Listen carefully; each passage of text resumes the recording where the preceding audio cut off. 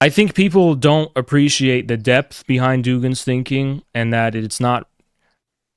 reducible to this kind of superficial political labels and political associations that people try to reduce it to, and that he really does take Heidegger's thinking to a level that I think, if developed sufficiently and if the rational kernel is drawn out sufficiently, could lead to a very profound rediscovery of Marxism. I think there is a materialist rational kernel within Dugin that he himself is not drawing out. He is an idealist,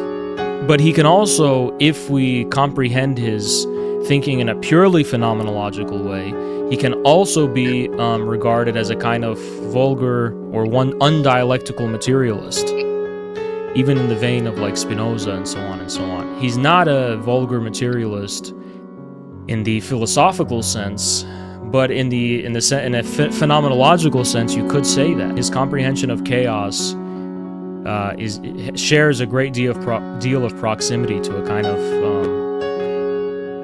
substance of metaphysical materialism. It's just this kind of underlying substrate that underlies all specific determinations and ideas and so on and so on. So there's also a way that you could look at him as a metaphysical materialist, but he would not agree with that. But Dugin's kind of chaotic metaphysical materialism, so to speak, is really the truth behind the notion of the plurality of Dasein and multipolarity and so on and so on. There needs to be a reintroduction of the dialectic of the universal,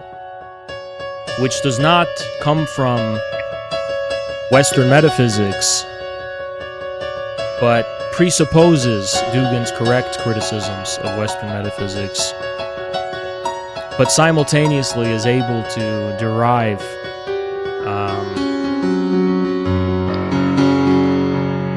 a new kind of comprehension of the universal. And that, I think, is what will reintroduce, that is what can introduce dialectics to Dugin's thinking, because it will create an ability to comprehend the relationship between, an active and working relationship between the universal and particular, which I think is in many ways lacking within Dugin.